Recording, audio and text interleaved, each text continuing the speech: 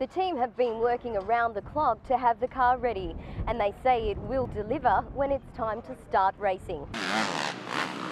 The track was designed in the US and constructed using 6,000 tonnes of dirt. It's almost ready for an action-packed night of entertainment.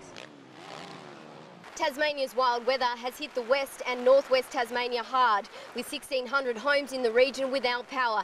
Residents here in Railton are now completely boxed in, unable to leave as flood levels continue to rise. The defence says Mr Carr was acting in self-defence, but the prosecution maintains at the time of the attack, Mr Porter used a motorised wheelchair and was severely unwell. Police set up a roadblock on Picture Parade, checking every vehicle coming in or out, as there's no other way to leave the region unless you're on foot. There's no arguing the best thing about a festival like this is the food, beer and wine, and this year Taste of the Harvest has outdone itself. Cheers! The respite provided by the camp allows parents to spend more one-on-one time with their families. Local Evandale rider Sean Sullivan looked confident, limbering up with Team V Australia. Teammate and tour leader Cam Peterson also looked relaxed. But then it was down to business. 14 teams and more than 100 riders took the criterium head on. 30 laps, 11 sprints and 42 kilometres standing between them and the finish line. Just after the halfway mark, 5 riders made a break for it. Tasmanian Peter Loft in the mix. But although the peloton was 21 seconds off the pace with 4 laps to go, V Australia looked menacing. The team tightened the screws, making way for a 1-2 finish. Queenslander Aaron Kemp's just out sprinting Bernard Sulzberger. Peterson retained the leader's jersey, making it a perfect race for the formidable V Australia outfit. Today was a really tough day. We were attacked from every team, and the boys managed to bring it back in the end for the win for Aaron. We didn't want to catch them too early and then other riders attack again, so we left it as late as possible, and then the guys just used one last spurt of energy and we shut it down with a lap and a bit to go. Aaron was actually leading me out, but he's very fast, so to come round him it's quite hard for me, but I'm happy to get first and second. It's great for the team. Shelley Spencer, Win News. For these Tasmanians, the pulp mill will never have a social licence.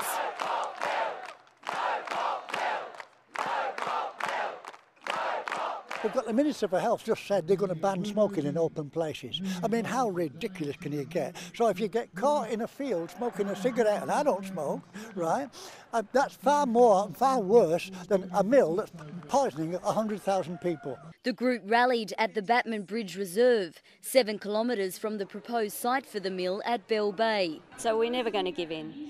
We're going to stop this mill. They say they're fighting for their children's future and that a corrupt process is putting corporate greed before the health of the community. It's still shit and it still stinks. That's what I think about a pulp mill here.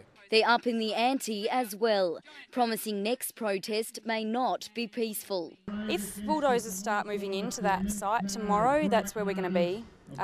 We have the support and skills and experience to set up complicated blockades, and that's what we're going to do. They say the next few months are critical. Gunns must start significant construction by August or lose its permits. Were the government to try and bring in legislation to somehow extend the misery for the community to either provide support or legislative support for this mill, then I will absolutely have no hesitation in moving a no confidence motion. So passionate are some, they took their protest to the ocean to give a voice to marine life they say will be worst affected. Shelley Spencer, Win News. It was a moment that stopped a nation. Now a star-studded cast has been assembled to retell the story. Shane Jacobson will play Brant Webb, alongside household name Cameron Daddo, who portrays mine manager Matthew Gill. My sister-in-law went, Cameron Daddo, he's hot. And he's looking, he's over there, he's getting makeup. Look, there he is there. That's the man there. This guy here. I'll never, ever look that good. I'll never look that good. Cameron Daddo, look at that. He just turns and the guy looks amazing. I'll never, ever be that good. Lockie Holm has an uncanny resemblance to Todd Russell and has transformed physically for the role, tattoos and all.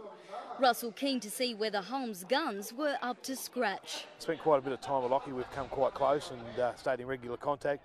Both him and Michaela have spent quite a bit of time at home. They're staying at home with us while they're here this week. It's been great. Seasoned performer Michaela Bannis portrays Russell's wife, Carolyn. It's been a very emotional journey, actually.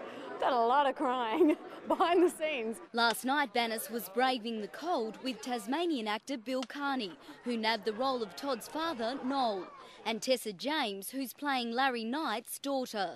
The scene being filmed behind me is the moment when Todd and Brant's family and friends find out the miners are still alive, 1 kilometre underground.